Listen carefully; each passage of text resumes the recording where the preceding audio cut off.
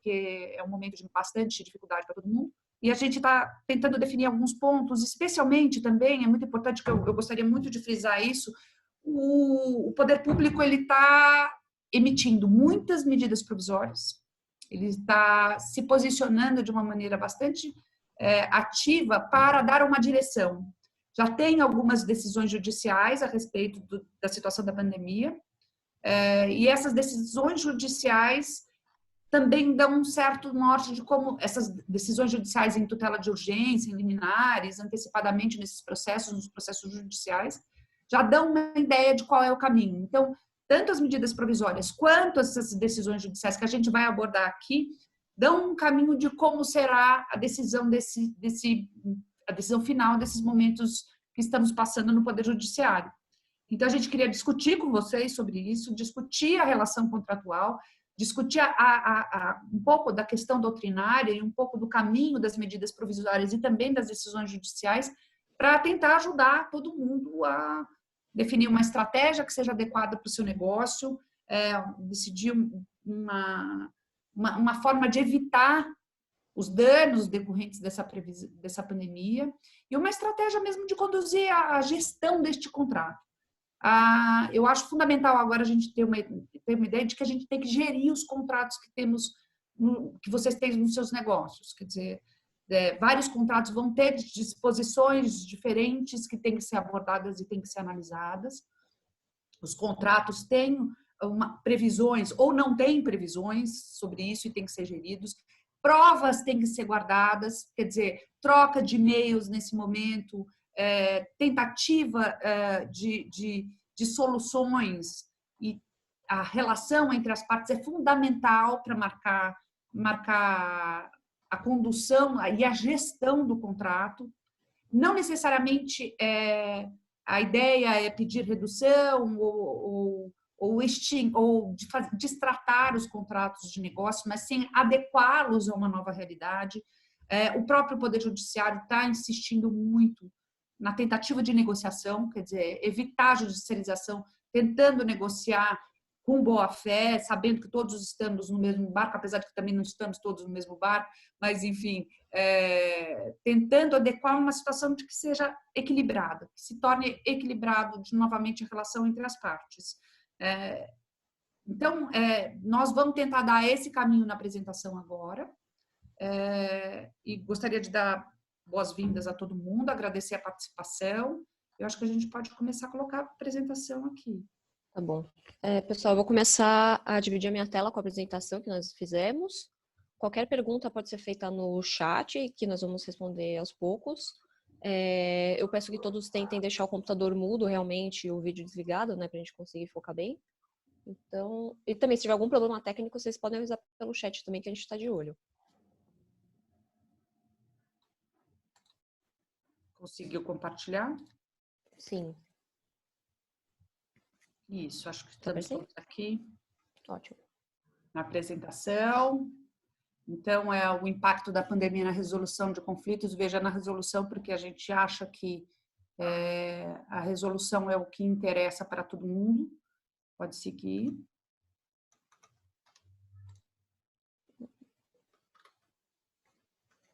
Então, o que a gente está vendo aqui como consequência jurídica imediata? O poder público está primeiro, para evitar a proliferação, isso a gente assiste todos os dias no jornal, que para evitar a proliferação do Covid, fez o isolamento horizontal e determinou que as pessoas se afastem socialmente, né? Nem todos cumprem, e aí tem a discussão do que é serviço essencial, o que não é, a essência maior, mais forte ou menos forte. Eu não vou entrar em discussões políticas, nem tampouco no que seria melhor nesse momento. A gente espera só que isso dê tudo certo no final. O fato é que existem muitos instrumentos legislativos hoje que estão definindo os caminhos. Especialmente o primeiro é o decreto federal que impôs o estado de calamidade pública, que no dia 20 de março. Já foi prorrogado o período de isolamento, E agora tá, a data final dele é dia 22 de abril, porém com possibilidade de prorrogação. A consequência econômica, não só no Brasil, mas no mundo inteiro, é uma recessão, né? Uma possibilidade de recessão muito forte, e já existe assim, informações de que o PIB do Brasil pode encolher até 7%, 7,7% em 2020. Na relação comercial, agora que a gente vai falar, pode passar, Stephanie, por favor. Mais um. Eu acho que você pode dar esse overview agora nesse momento, porque aí a gente vai fazendo um debate ativo aqui. Claro. Bem, vamos começar, né, a falar especificamente sobre a questão dos contratos, né? Os contratos são a base de qualquer relação comercial. E a ideia agora, nesse momento de incerteza, né, já está há um mês mais ou menos nessa questão de isolamento social, mas a ideia é não trazer respostas definitivas, porque eu acredito que ninguém tem respostas definitivas, né, sobre esse momento, mas tentar sanar algumas dúvidas em relação à atividade empresarial fundada em contratos e também propor um exercício não só a partir da lei, mas também dos princípios contratuais, a interpretação dos tribunais já existentes, né, e conceitos já do processo civil, da onde a gente pode tirar algumas respostas ou algumas previsões, ao menos, né, algumas orientações sobre o que vai acontecer daqui para frente. Os contratos, eles são o alicerce jurídico, né, da atividade empresarial. Então, a primeira questão que a gente tem que fazer é como a gente consegue enquadrar a pandemia dentro da teoria geral dos contratos.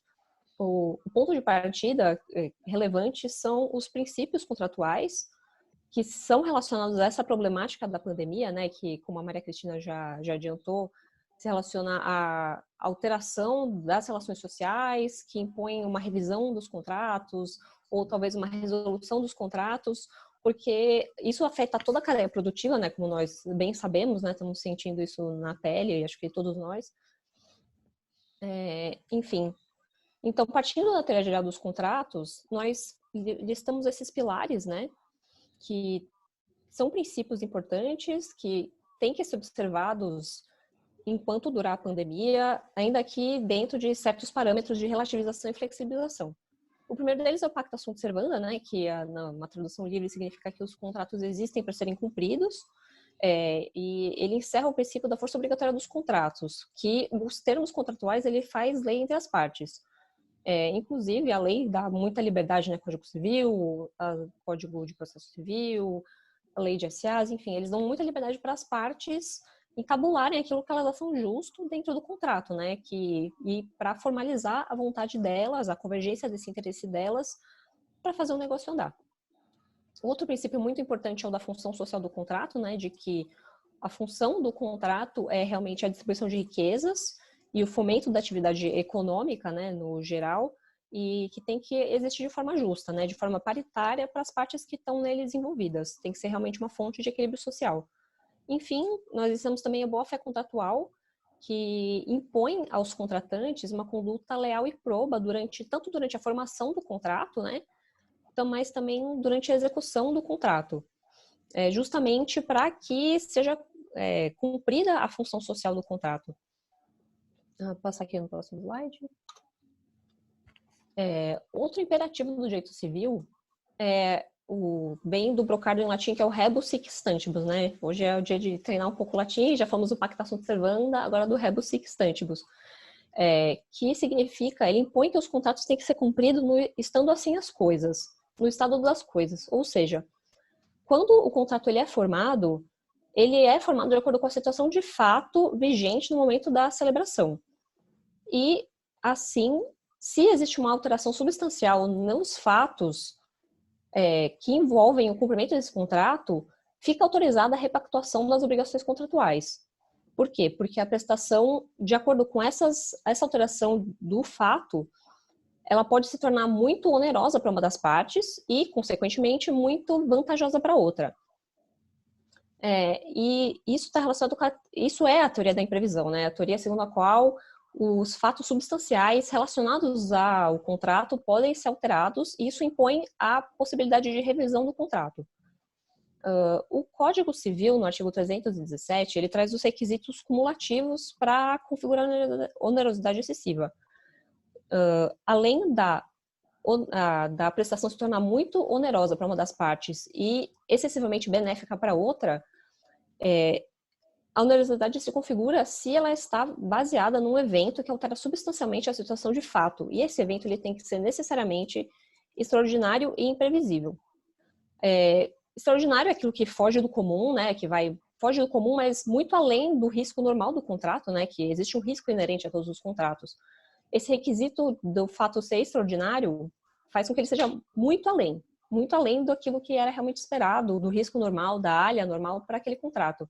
E o outro elemento que é cumulativo com o evento ser extraordinário também tem que ser imprevisível. Eu acho que a gente pode concordar que essa pandemia, com esse alcance que implica alcança o mundo inteiro, que está fazendo todas as pessoas ficarem em casa, ele pode ser considerado um evento imprevisível.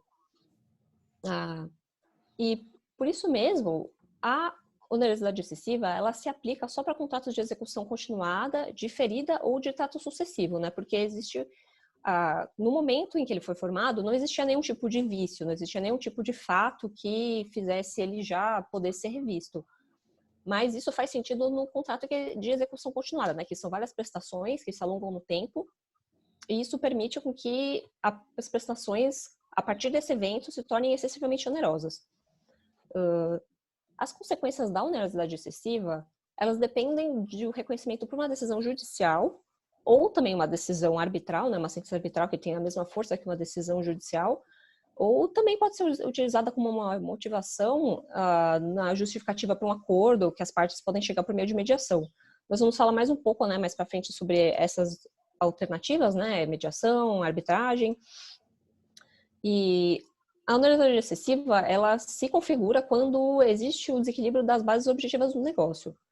Existindo esse desequilíbrio tremendo, que depende de decisão judicial, ou seja, depende do reconhecimento judicial, as soluções que a lei impõe são ou a resolução do contrato, porque surgiu uma dificuldade intransponível na execução das prestações contratuais, que é o que determina o artigo 478 do Código Civil, ou então, se possível, que é o ideal, né, que existe também o princípio da manutenção das relações contratuais, seria a revisão das prestações ou a revisão dos termos do contrato. E as partes, por meio do processo ou, enfim, por meio da decisão judicial ou arbitral, elas podem ter que enfrentar a alteração das bases negociais, com a ideia de que o contrato continue a existir e de uma forma equilibrada, ou também alterando ou diminuindo o modo de execução da prestação. Isso está nos artigos 479 e 480 do Código Civil. Mas, resumindo essa questão da onerosidade excessiva, é necessária, é obrigatória a demonstração das mudanças supervenientes às iniciais, porque justamente a cláusula rebus sic stantibus, né, que pode ser uma cláusula posta no contrato ou também é um princípio geral que as partes têm que observar, está ligada justamente à alteração do estado inicial das coisas. Então, é necessária a prova, obrigatoriamente, de que houve essa demonstração nas mudanças supervenientes às iniciais, além do risco natural do contrato, justamente para evitar essa desproporção causada por esse evento que, no momento, infelizmente, a pandemia que a gente está enfrentando. Só um momento, pessoal. Vou abrir o chat aqui para ver se alguém tem alguma dúvida. Pronto. Enfim. E a pergunta de $1 milhão, né, que está sendo super discutida no momento, é se a pandemia do Covid-19 pode configurar a onerosidade excessiva. Aí a gente já está vendo isso, já sentimos o movimento dos clientes, já encontramos decisões judiciais que falam que é provável que vão surgir inúmeras demandas relacionadas a esse reajuste com base na alegação de onerosidade excessiva. E, como já mencionado anteriormente também, vai caber ao juiz ou ao árbitro, né, se for o caso, analisar a questão, os elementos de fato, caso a caso, para saber se realmente existe esse agravamento ou sacrifício econômico de um dos contratantes, para que então seja configurada a onerosidade excessiva no contrato. E o que a gente pode fazer no momento, como vocês estão vendo aí na slide, são algumas previsões a respeito da onerosidade excessiva.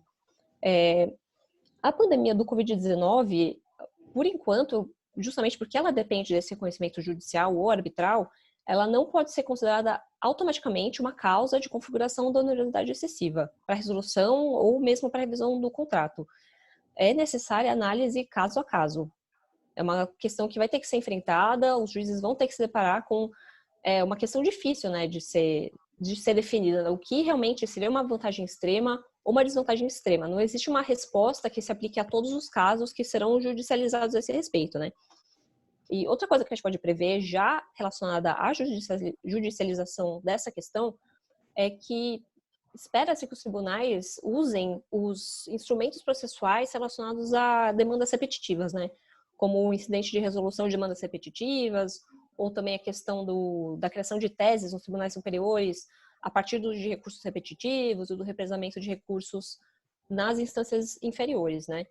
Para, enfim, fixar uma tese no futuro, né? Para ver se realmente existem alguns critérios relacionados à onerosidade excessiva que podem ser aplicados, talvez, de forma automática, a teses específicas relacionadas, às vezes, contratos de transportes, talvez contratos agrícolas, enfim. Não é legal falar que isso é um exercício de futurologia, né? Nem que é uma adivinhação, mas são previsões que nós podemos ter de acordo com esses princípios contratuais e o que já está disposto no código e também de acordo com alguns julgados anteriores, né? Com a própria jurisprudência dos tribunais. Passando aqui para o próximo slide. Aqui, antes de entrar no caso fortuito força maior, eu queria pontuar algumas coisas com relação à onerosidade excessiva.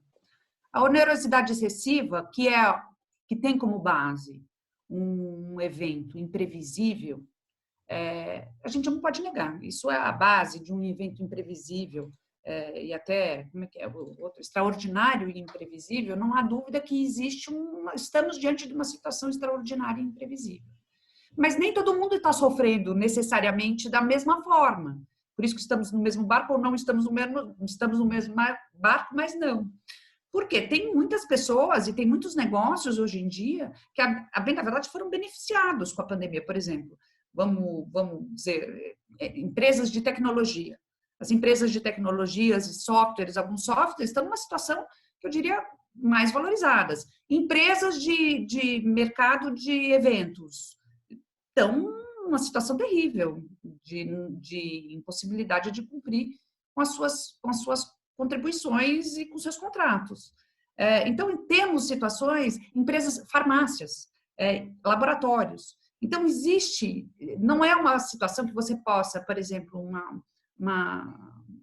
laboratório ou empresas que fabricam álcool gel, dizer que estão vendendo ou pedir reajuste de aluguel, ou pedir uma alteração de algum contrato com o fornecedor por conta de uma impossibilidade de cumprir, não é a mesma situação. Então, quando se diz caso a caso, várias coisas têm que ser têm que ser relevantes para análise. O que diz o contrato? O contrato é fundamental, porque pode haver previsão sobre caso fortuito, força maior e onerosidade excessiva já previstas anteriormente no contrato, para fazer a gestão do seu contrato, para fazer a gestão de como esse evento da pandemia pode impactar no seu negócio. É fundamental analisar o seu contrato. Depois, analisar o dano efetivo, o que de fato aconteceu no seu negócio que possa causar a aplicação da teoria da onerosidade excessiva. Então, eu só queria dizer isso, que é fundamental a gente olhar o caso a caso e analisar a situação prática da situação, para dizer, é um evento imprevisível e extraordinário? Sim. É possível a aplicação da teoria da onerosidade excessiva aqui? Depende. É esse que eu queria deixar pontuado nesse momento. Pode continuar, Esther. Tá ótimo. Enfim, como nós vimos, a onerosidade excessiva, ela depende desse evento que altera substancialmente os fatos relacionados ao início do contrato e acaba criando uma prestação excessiva para uma das partes e uma prestação muito benéfica para a outra. Outro caso, que também está sendo muito observado e nós também estamos sendo buscados a esse respeito, é quando a pandemia ela acaba sendo uma causa de inexecução do contrato. Realmente, por causa da pandemia, o contrato não tem mais condições de ser cumprido. Que daí vem essa questão, isso que vocês estão vendo no slide aqui, né? Que ser uma inexecução contratual involuntária. Né? Quando aquele que tem que cumprir a prestação, ele não pode mais cumprir porque a pandemia mudou a situação de fato de tal forma que o inadimplemento, aliás, o adimplemento não é mais possível. Daí vem o caso fortuito ou força maior, que também é outro ponto que está sendo amplamente debatido, né, nesse momento, também existem decisões já a esse respeito.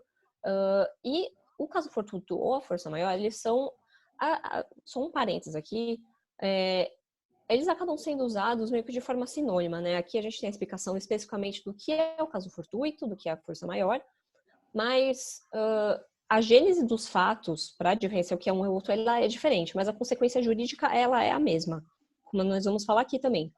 Então, a gente acaba juntando, né, caso fortuito, força maior no mesmo bolo, mas se alguém tiver alguma dúvida entre os institutos, pode falar aqui no chat, né? Mas nós vamos falar ele de uma forma conjunta, realmente porque a consequência jurídica deles é a mesma. Enfim, o caso fortuito e a força maior, eles são uma espécie de defesa, né, ou pode ser considerado também um ônus, a cargo do devedor de uma obrigação, porque quando a parte ela se vê impossibilitada de cumprir a obrigação a qual ela está vinculada, ela tem que verificar se é o caso de surgimento do caso fortuito ou força maior, em decorrência desses fatos cujos efeitos também não eram possíveis de evitar ou de impedir. Essa definição está no artigo 393 do Código Civil. E, nesse caso, o caso fortuito ou força maior, ele acaba valendo tanto para os contratos de execução continuada, né, que também era o caso da onerosidade excessiva, mas também para contratos específicos que não são de prestação continuada ou que existe alguma prestação num tempo menor. Por exemplo, contrato de compra e venda, dependendo das condições, ele poderia ser objeto de caso fortuito ou força maior que impedisse a execução contratual voluntária, né? Enfim, a definição de caso fortuito, a gente pegou essa definição aqui do Agostinho Alvim, que são os acontecimentos que não podem ser atribuídos à culpa do responsável, mas estão ligados à organização que ele mesmo imprimiu no negócio. Paralelamente, existe a força maior, que esse é um evento excepcional e imprevisível, que não é ocasionado por auto dos contratantes e sem ligação alguma com a condução do negócio. Eu fiquei pensando aqui naquele exemplo, às vezes é um exemplo simples, né, para as pessoas entenderem, acaba voltando para pensando naqueles exemplos bem simples da faculdade de Direito. Um exemplo de caso fortuito que eu pensei, que eu acho que serve para explicar bem e ilustrar esses conceitos, seria, por exemplo, uma empresa um contrato de transporte, né, de bens perecíveis. A empresa, ela está transportando o produto, enfim, para o seu destino final, para o porto, o que seja, e ela acaba não conseguindo transportar porque ocorreu um acidente na estrada e ela não consegue adimplir aquela prestação. Isso seria um exemplo de caso fortuito, né? Porque o transporte do bem, ele está ligado à organização do negócio. Mas, se essa mesma empresa está transportando um produto para o porto, dentro desse exemplo, e acontece um terremoto que acaba destruindo um pedaço da estrada, isso seria um exemplo de força maior. Porque realmente não tem relação. O evento que impediu o adimplemento da prestação, ele não tem nenhuma relação com o negócio. E existindo o caso fortuito ou força maior, em regra, o devedor, ele pode... Em regra, não. Isso é a previsão do Código Civil, né?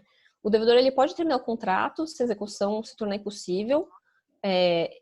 Essa possibilidade de terminação do contrato, ela está vinculada à duração desse evento, né? Desse evento que também altera substancialmente os fatos, né? Esse evento é absolutamente extraordinário também.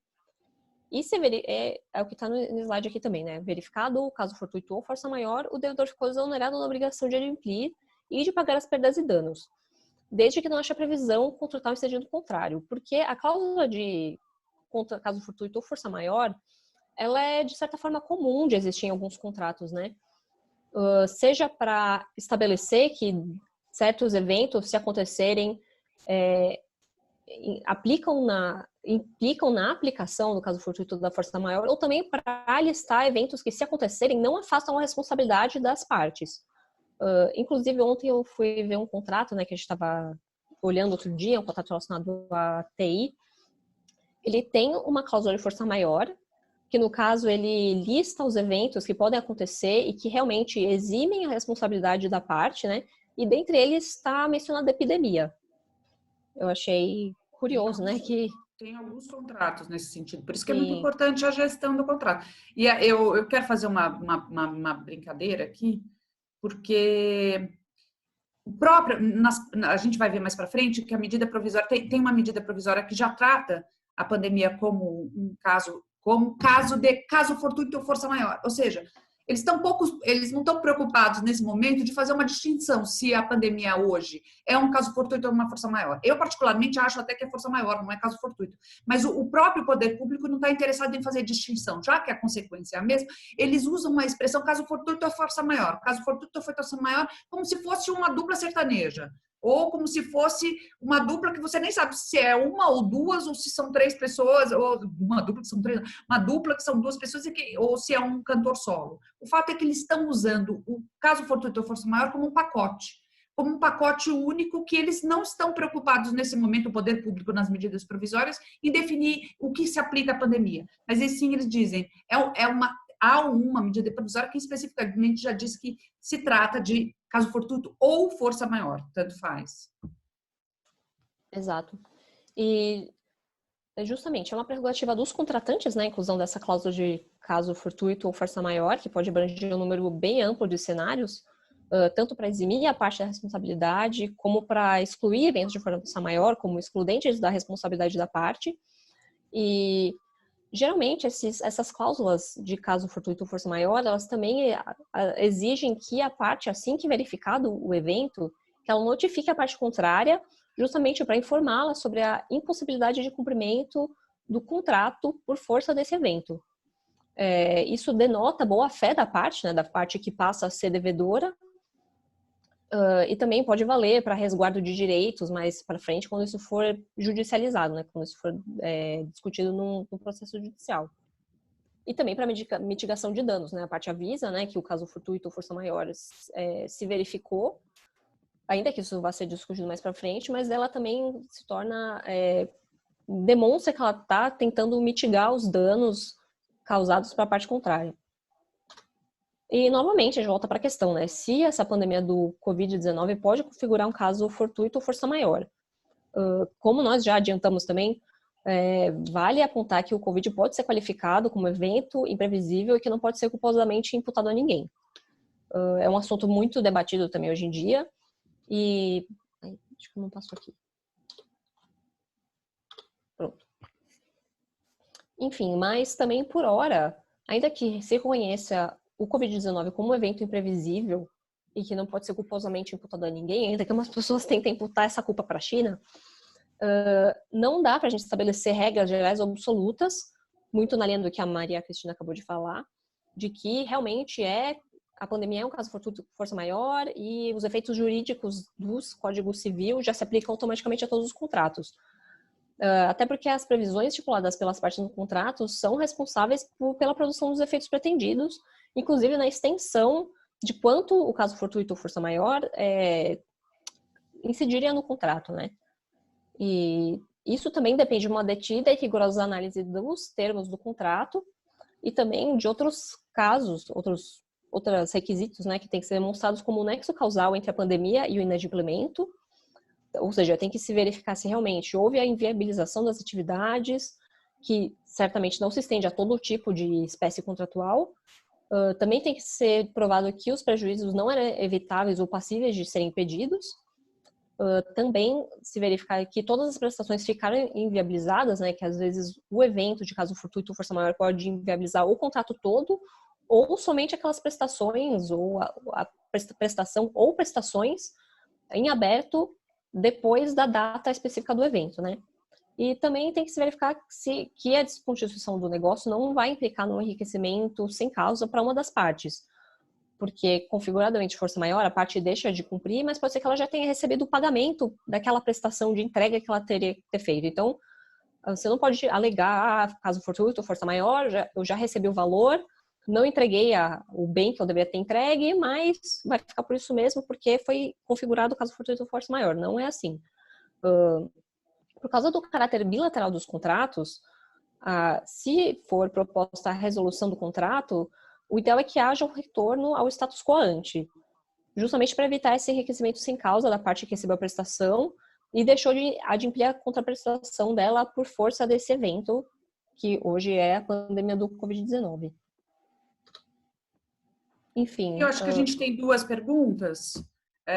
Uma do Marcelo Rodrigues. Marcelo, obrigada pela sua pergunta. Se a alteração expressiva do câmbio pode ser arguida como onerosidade excessiva, nós vamos tratar disso daqui Existe já uma PL, exatamente, a PL número 1179 de 2020, e a gente vai tratar dela um pouquinho mais para frente na apresentação, e eu gostaria de dizer, e essa PL já foi aprovada pela Câmara, passou, na verdade, ela foi aprovada pelo Senado, está na Câmara, é uma PL apresentada pelo Anastasia, já foi aprovada. De novo, o que ela significa, essa PL? Antecipando um pouquinho só essa discussão, ela é como se fosse um código civil transitório para esse momento de pandemia.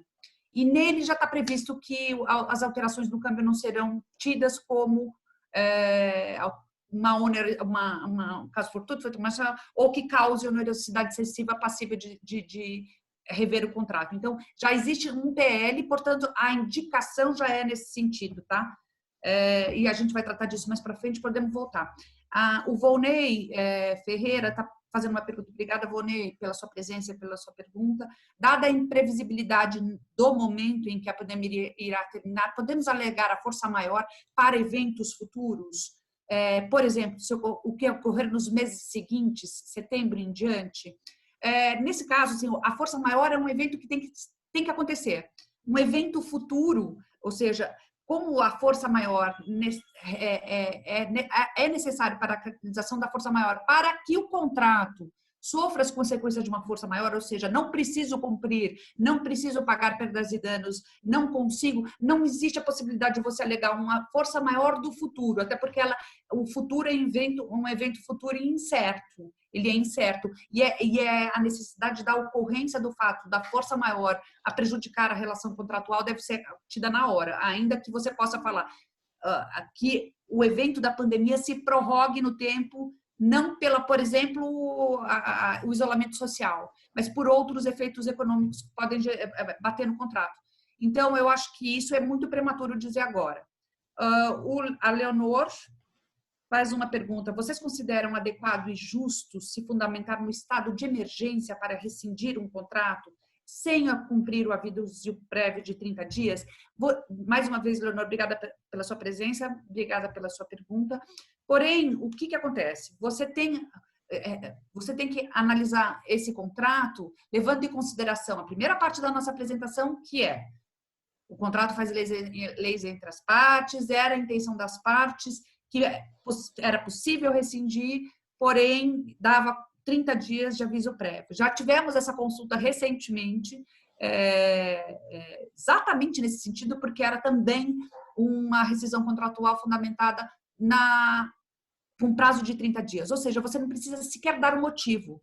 É uma rescisão injustificada, que pode até ser injustificada desde que você dê o período de 30 dias para cumprimento, para informar a outra parte. O que você precisa, nesse seu caso, analisar se existe essa previsão no contrato e se existe a previsão no contrato, por que você não quer cumprir esse prazo de 30 dias? A bem da verdade, se foi o justo e acertado, eu sugiro, nesse caso, que é o que eu gostaria muito que as coisas acontecessem, que fossem levadas a bom termo numa negociação. Ou seja, se você não entende como justo o pagamento de 30 dias, eu não sei o quanto oneroso esse contrato, nem as bases desse contrato, se você negociar com o fornecedor que é inevitável a rescisão, porque é permitida, inclusive, sem justificativa, e negociar uma situação em que não fique... Porque a gente tem que pensar também, e eu gostaria muito de frisar aqui, que a gente é uma cadeia de relacionamento de fornecedores e que, a depender das nossas posturas e das nossas conduções nos nossos negócios, a gente pode inviabilizar a existência de muitos fornecedores, de muitas fábricas, de muitas pessoas que trabalham e necessitam desses contratos para viver. Então, e somos todos ligados. Mais ou menos isso que eu queria falar para vocês agora. Podemos dar sequência? Esse é o próximo slide, Stephanie? Sim. Estamos aqui? Só um instante. Pronto. Bom, então agora eu queria falar para vocês das novidades, do que tem... E por que as novidades são importantes? De novo, é a que eu tentei falar no começo, que é a sequência que o poder público está dando para esse assunto. Foi publicado a MP já está em vigor, a 948 de 2020, sobre o cancelamento de eventos nos setores de turismo e cultura, e até com relação ao turismo e à cultura, que são os eventos show, teatro, música, turismo, então, pacotes de não só na empresas aéreas, compras de passagens em bloco, fechamento de hotéis para determinados eventos. E isso é impossível você cumprir hoje num sistema de isolamento social como estamos. Portanto, houve o poder público se antecipou justamente para dizer que os prestadores de serviço não serão obrigados a reembolsar os valores pagos. Ou seja, muita gente já comprou por antecipação esses pacotes de eventos. E por pagar por antecipação, o que o poder público está colocando nessa medida provisória já para aplicar? Ele não é obrigado a reembolsar. Se ele apresentar ou remarcar dentro do prazo de 12 meses em que acabar a situação de pandemia e que acabar o isolamento social, se ele oferecer esse produto ou serviço, ou seja, este evento ou serviço que ele estava disponibilizando dentro do setor de turismo e de cultura, no prazo de 2 meses, ele não é obrigado a reembolsar esses valores. Ou ele, se a pessoa fala assim, não, mas não queria naquele momento, eu quero agora, ele pode disponibilizar um crédito para uso ou abatimento dessa aquisição de outro serviço. E ele abre, essa medida provisória abre também para você fazerem novos acordos que não seja nem a disponibilização do show ou evento e nem tampouco outro produto que o prestador de serviço tinha. E abre, na verdade, estimulando a formalização de um acordo com o consumidor. Aí os consumidores vão poder utilizar esses créditos oriundos dos eventos até o fim contados da data do encerramento do estado de calamidade pública. Os consumidores poderão cancelar os serviços porque não lhes interessa mais, e até não consigo, fica as imagens aqui do lado, eu não consigo ler o slide inteiro, mas seja fundada em 90 dias contados do encerramento, a partir da entrada em vigor da medida provisória. E o que eu mais gostaria de chamar a atenção, porque ainda isso aqui funciona muito mais para você, pessoa física, do que necessariamente também funciona para as pessoas jurídicas e para todos os nossos clientes que se interessam por esse assunto, mas também para as pessoas físicas envolvidas nisso, nas viagens que compraram, etc. e tal. Mas é importante frisar a ideia da medida provisória. E essa ideia da medida provisória é para estabelecer um critério que o poder público está querendo tomar para decidir questões que não sejam iguais, que sejam relacionadas a essa, que esse evento caracteriza a hipótese de caso fortuito ou força maior como um pacote, caracteriza como um caso de fortuito ou força maior, e não enseja danos morais. Ou seja, essa medida provisória ela dá muito bem um caminho para onde quer chegar e para onde vão as decisões do Poder Judiciário. Não é caso fortuito de força maior e não vai ter perdas e danos decorrentes desse cancelamento desses eventos. Pode passar. Outra PL importante que eu mencionei recentemente por uma pergunta que foi feita no chat é essa PL que não está ainda em vigor, ela segue para aprovação na Câmara, que é como se fosse um Código Civil transitório para esse período de pandemia. Eu tenho participado de vários eventos discutindo essa PL, pessoas criticando veementemente o projeto de lei, pessoas achando que é fundamental. Teve a participação de vários juristas super importantes na elaboração desse projeto de lei. E a ideia é o seguinte, transformar esse período de incertezas, por exemplo, como prazo prescricional. Você que tem um direito e seu direito vai prescrever nesses próximos momentos e que você fica inseguro até com relação ao Poder Judiciário, que está com prazos. O Poder Judiciário está com os prazos suspensos, está criando só sistemas de plantão de urgência, os juízes trabalhando de caso. Então, define aqui para não ter discussões para o futuro que haverá a suspensão dos prazos prescricionais até dia 30 de outubro. Também pensando na função social e na situação que todo mundo está vivendo, não vai ser permitida a concessão de liminar para despejo das pessoas até dia 30 de outubro. E veja que eles estão considerando 30 de outubro de 2020. O usucapião também vai suspender os prazos para aquisição de propriedade de usucapião. Vai poder fazer assembleias eletrônicas, as pessoas jurídicas de direito privado podem realizar suas assembleias de forma eletrônica, porque para evitar aglomeração, isso é uma questão que estava sendo super discutida, inclusive como registrar isso na junta, já que a junta está fechada. A mesma coisa com as obrigações financeiras vão poder ter um prazo para os agentes empresariais poder arquivar isso na junta. E outra, né, um prazo para você abrir inventário, com tantas pessoas morrendo, enfim, suspende, porque você tem um prazo para abrir o inventário de pessoas que falecem da sua família, sob pena de pagar uma multa.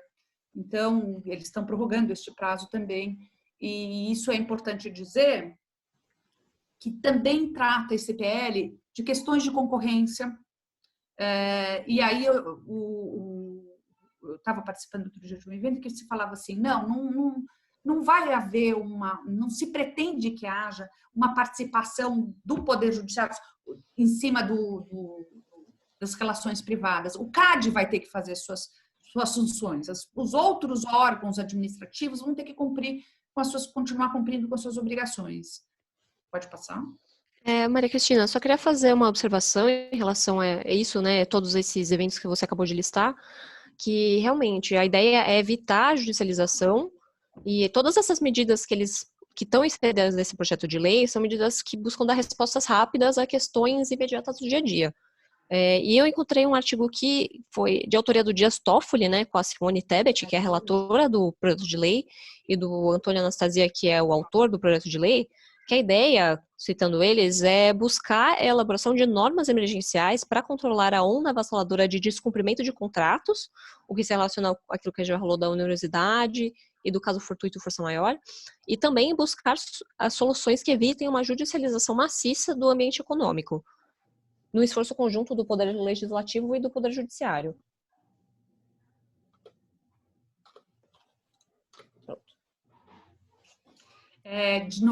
Ainda dentro desse PL, tem uma delimitação dos efeitos gerados pelo caso fortuito força maior.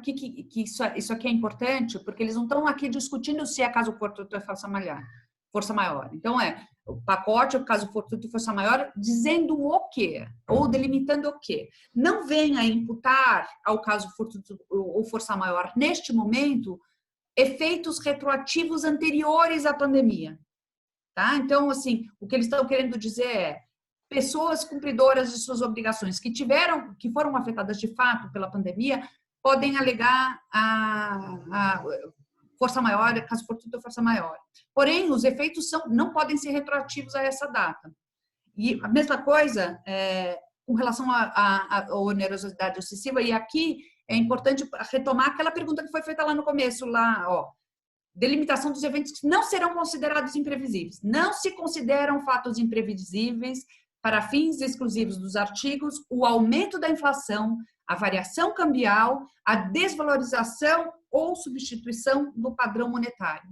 Então, aqui também esse projeto de lei já dá a ideia do que ele vai considerar como onerosidade excessiva. Também não adianta alegar que o aumento da inflação foi muito superior de forma a tornar o contrato oneroso excessivamente, ou a variação cambial, ou até a alteração da moeda. E isso não vai ser considerado como onerosidade excessiva, e isso é muito importante. É esse o caminho que o judiciário vai dar. Eles estão, nesse projeto de lei, em relação a isso, eles estão positivando o que já fala a jurisprudência dos tribunais superiores, né? Que muitas vezes essa questão da inflação, variação cambial e desvalorização, elas são invocadas, né, como causas de resolução do contrato como caso fortuito força maior, e a jurisprudência já se posicionou no sentido de que isso não configura caso fortuito ou força maior, esses eventos, né, estão dentro de um risco geral de negócio dentro do contexto do mercado. Então, só está positivando aquilo que a jurisprudência já fala. Posso passar, Maria Cristina, para o próximo? Por favor, por favor. Pronto. A outra ideia que o poder público está querendo passar é a ideia de preservar as pessoas que não vão conseguir cumprir com suas obrigações por não estarem recebendo, ou, enfim, por quaisquer motivos. Eles já fizeram um projeto de lei que também foi aprovado pela Câmara e passou que a Câmara dos Deputados aprovou, que é a suspensão das inscrições dos cadastros negativos. Então, assim, o que acontece as decisões, a parte que faz as análises financeiras e fornece informações para decisões de crédito, nesse momento de estado de calamidade pública, não vai poder encaminhar o nome dos negativados, os que não estão conseguindo cumprir com suas obrigações, para os cadastros negativos.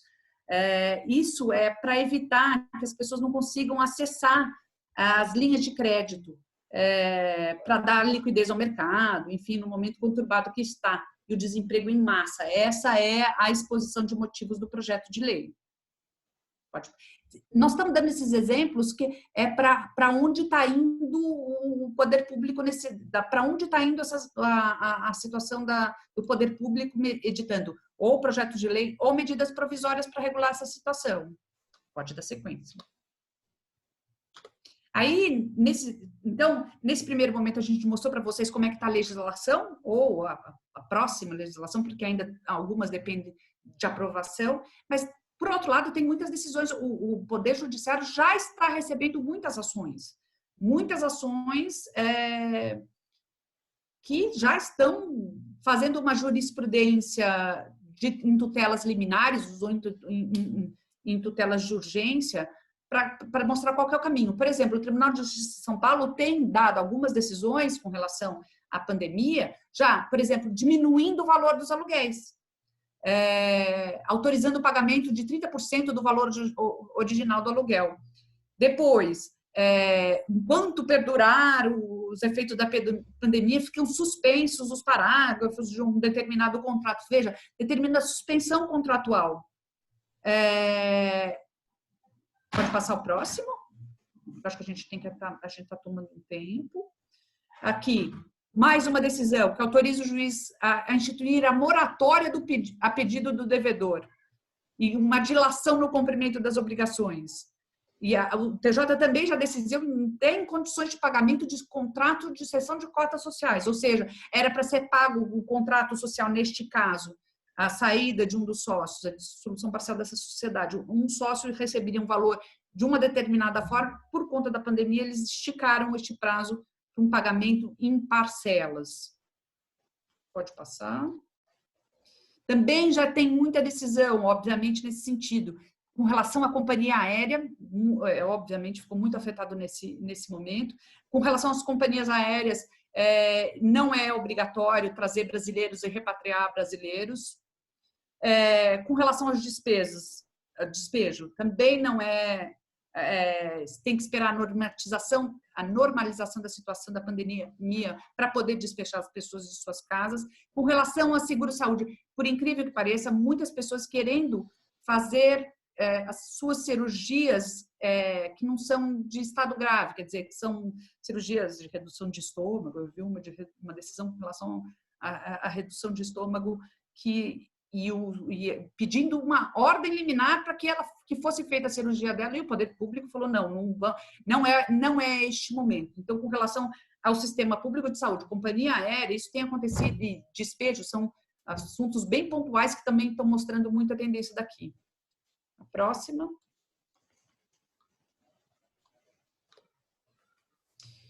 Aí a gente queria falar que, depois de tudo isso que a gente falou,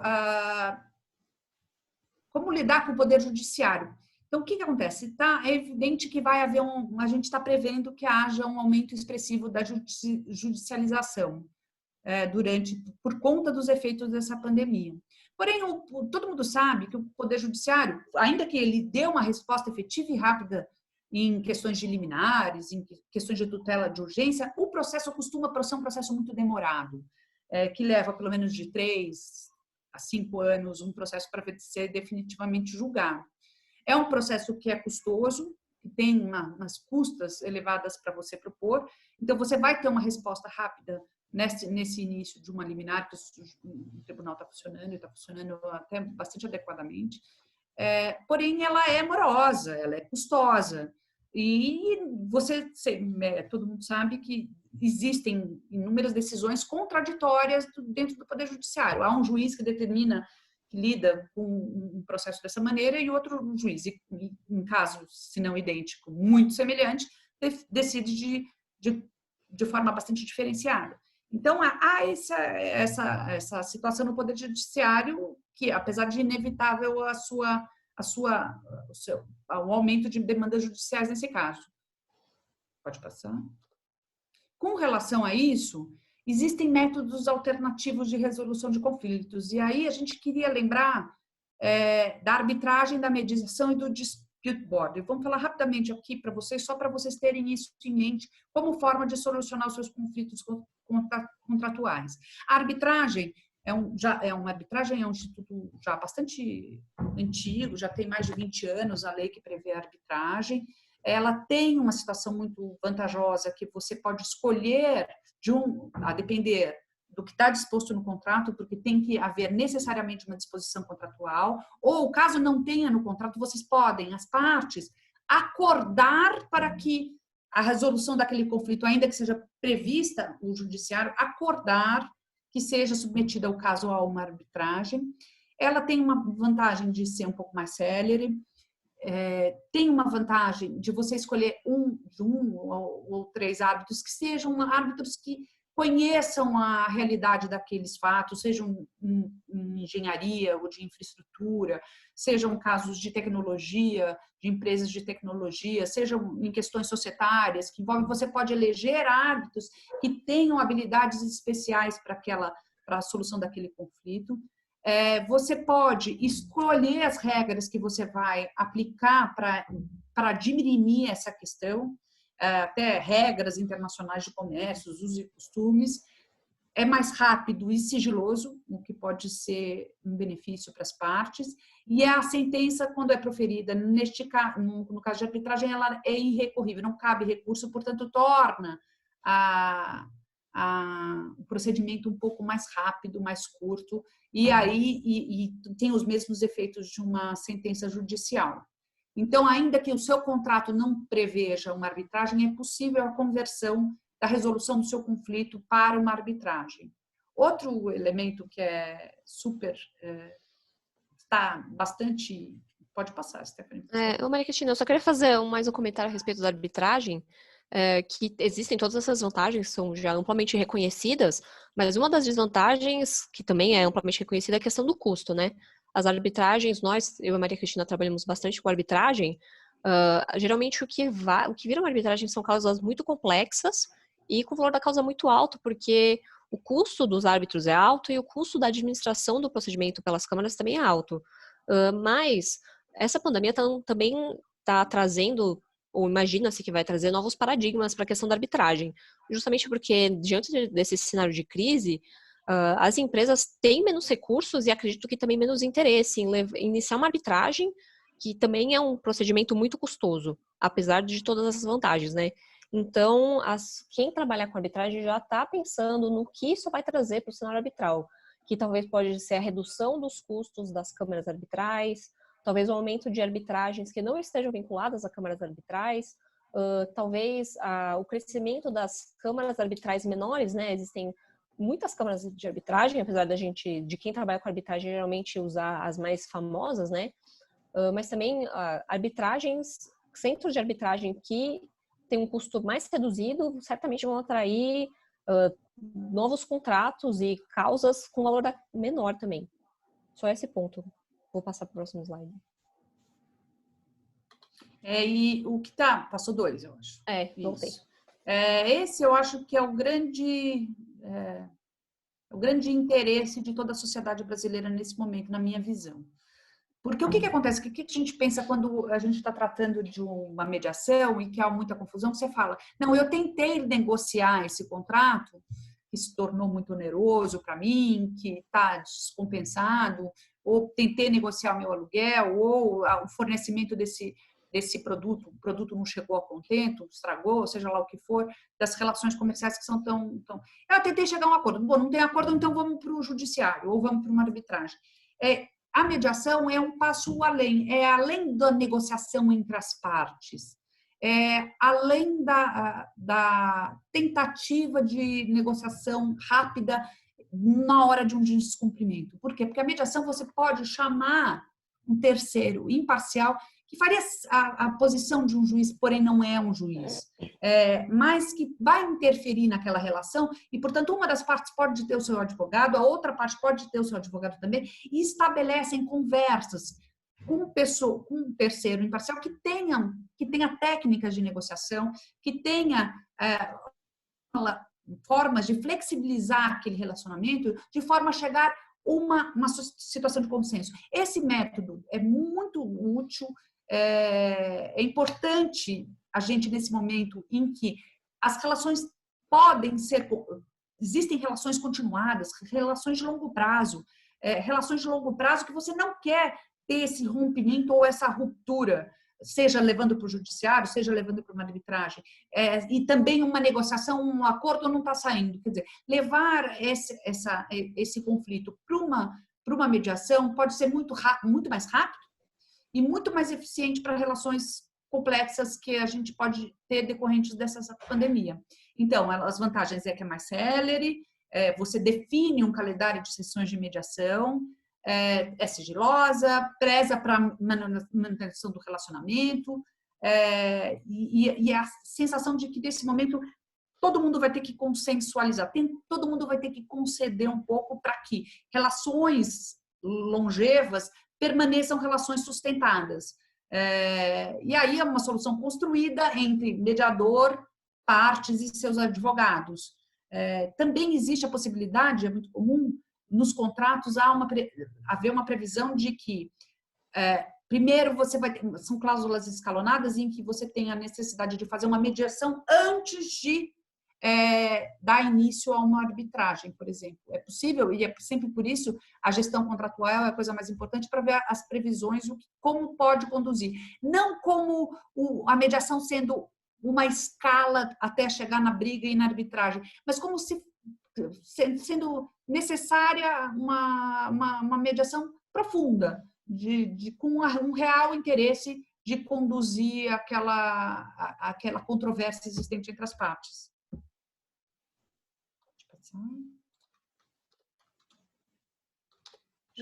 Mas, então, até a mediação tem sido a sugestão do próprio Poder Judiciário para a solução mais rápida e acordo. Isso daí saiu no Valor recentemente, que medidas que os tribunais estão investindo em acordos para reduzir a judicialização. Pode seguir. E outro instituto que a gente queria chamar a atenção, que é muito pouco conhecido entre nós brasileiros, a não ser em contratos de infraestrutura, contratos de construção, é muito aplicado em contratos de construção, porém a gente acredita que isso pode funcionar em todos os contratos de relação continuada, que é a criação dentro desse contrato de um comitê de resolução de disputas, um dispute board, que é comumente tratado. Quando os contratos são de longa duração e de prestação continuada, e um contrato importante entre as empresas, que a partir do momento daquela celebração, tanto a rescisão como a renegociação, a repactuação de determinados pontos podem surtir efeitos bastante negativos para uma empresa ou para outra, a criação de um dispute board pode ser muito interessante, porque ela como se fosse um comitê de especialistas, que pode ser composto, por exemplo, por um advogado, por um engenheiro, por um médico, a depender do contrato que seja celebrado naquele momento, que esse comitê de especialistas senta, discute, apresenta determinadas soluções, faz uma condução daquele problema existente entre as partes para a solução, e tem sido muito usado em contratos de construção e infraestrutura, porém a gente acredita que é um contrato que pode servir para solucionar várias disputas, sejam pequenas disputas iniciadas em determinado momento, que às vezes se transformam em disputas gigantes, que poderiam, se tivessem sido contornadas de maneira eficaz naquele primeiro momento, como começou, ela seria muito mais eficiente, com uma solução muito melhor, e aí são grandes, para evitar grandes problemas.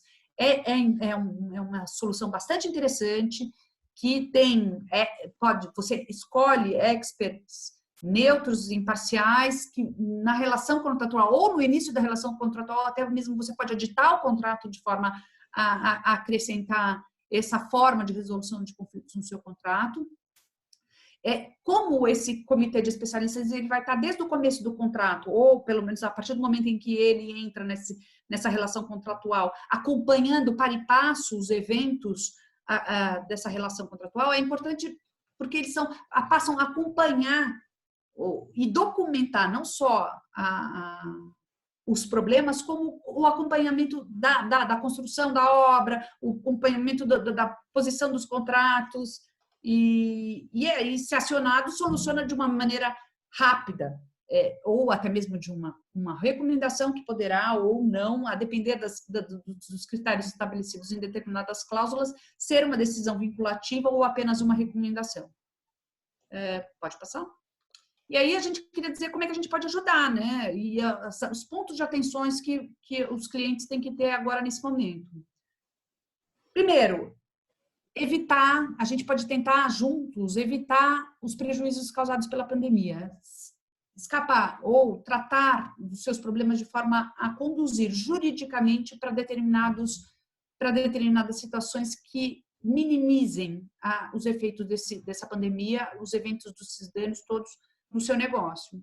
Existe também uma necessidade de uma análise estratégica da gestão do seu contrato, eu tenho falado isso bastante aqui, porque a determinar o caso e a verificar a situação contratual, você precisa tomar uma decisão estratégica, talvez não aquela que você imaginava, mas uma outra anterior que possa levar a um caminho ou a outro. Ou seja, a análise estratégica nesse momento é de profunda relevância. Não necessariamente, por exemplo, a situação sua ideal, que você vai achar que é terminar o contrato, rescindir o contrato imediatamente, eu preciso cortar custos. Às vezes não. Às vezes uma negociação que preveja a suspensão do contrato, uma revisão de uma parcela, ou mesmo o término do contrato, precisa ser definida estrategicamente e com as consequências jurídicas que podem afetar o seu negócio. Também tem que dar uma olhada que a gente pode ajudar na definição das consequências, que é isso que você está imaginando que possa ser um problema para você. Tem um nexo causal com a pandemia, de fato, ou com o inadimplemento, ou pessoas que alegam a pandemia como um fator de revisão contratual, de suspensão ou de término do contrato. Tem, de fato, a relação? Precisa ter um contrato com prazo determinado, pode ser rescindido antecipadamente, um contrato com prazo de 30 dias para sua extinção. Analisar as consequências da pandemia nesses seus contratos, até que tem a onerosidade excessiva, que a gente já falou, não só do aspecto negocial, mas como aspecto jurídico, é fundamental nesse momento para ter uma estratégia de sucesso no final, seja na negociação, no split board, seja uma arbitragem ou até mesmo no judiciário. Aqui a gente pode também ajudar, por exemplo, na elaboração de notificação, porque muitos contratos, além de uma cláusula escalonada de mediação e arbitragem, também tem outras formas, como notificar uma parte a outra, como as partes negociarem e trocarem notificações. Existem procedimentos contratuais específicos para isso que tem que ser analisados. E a gente pode ajudar tanto na verificação desses procedimentos como na elaboração das notificações. Tem, como vocês estão vendo, e a gente deu só alguns exemplos, mas tem outros tantos, medidas governamentais saindo diariamente. E também a insegurança de quando vai terminar essa pandemia ou esse isolamento social. Então, a gente pode ajudar a verificar tanto as medidas governamentais como o aspecto da longevidade desses problemas nos seus contratos.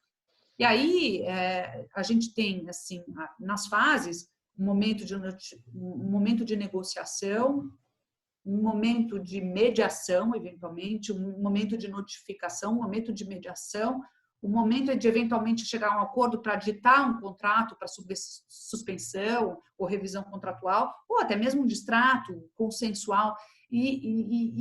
Porque a gente tem verificado que o judiciário, todo o poder público, está incentivando bastante a tentativa, no mínimo a tentativa de resolução consensual antes de buscar o judiciário ou buscar um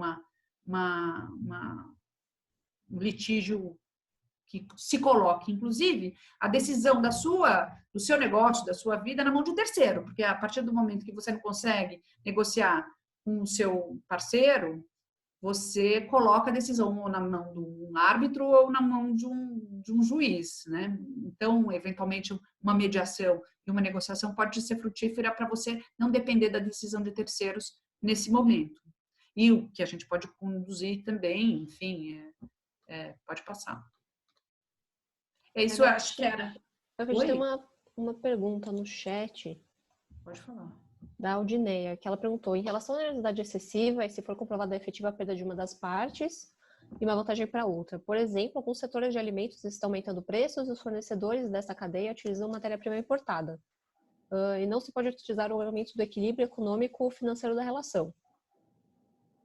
Eu acredito que, nesse caso, a depender realmente de qual é o prejuízo, né, tentar quantificar o prejuízo que uma das partes está tendo, se ele realmente for expressivo e estiver ligado necessariamente à questão da pandemia, eu acho que sim, isso se aplica na possibilidade de onerosidade excessiva, né? Como a gente falou, isso está sujeito a uma revisão do Poder Judiciário, mas por esses elementos, certamente é uma alegação que pode ser utilizada pela parte que está extremamente prejudicada pela pandemia. Depois a gente queria pedir para vocês agora que vocês acompanhem a gente lá no LinkedIn. Acho que próximo slide, que eu queria pedir para vocês curtirem a gente lá no LinkedIn, mandarem as suas dúvidas. A gente tem os nossos e-mails aqui agora, dúvidas, discussões, nós estamos abertos a conversar sobre o assunto. É um assunto muito dinâmico, é um assunto que todos os dias tem uma novidade, são situações que todos os dias fornecedores e partes estão relacionados, então a gente está absolutamente à disposição para conversar, para tirar dúvidas e para ajudar todo mundo a passar bem esse período tão difícil. Tanto agora, né, que a epidemia está no auge, quanto no futuro, né, quando essa questão passar, quando esperamos, né, que aconteça logo, né, que esses efeitos da pandemia acabem o quanto antes. Estamos à disposição para todo mundo, espero que tenham aproveitado e que seja mais um motivo da gente se aproximar e não se distanciar socialmente, né, que seja um momento sobre novos aspectos, sobre novas estruturas, a gente se aproxime e não se distancie. Muito obrigada pela presença de todo mundo. Acho que já estou pronta para encerrar. Então é isso, pessoal. Muito obrigada pela presença. Vou encerrar aqui a discussão, reiterando que a Maritina falou que a gente está à disposição. Vamos, acho que, disponibilizar esse webinar na internet também. E o escritório está à disposição em relação a outras matérias também, tributário, societário, enfim. Peraí. Então é isso, pessoal. Obrigada pelo comparecimento de todos e estamos aqui. Tchau, tchau. Obrigada.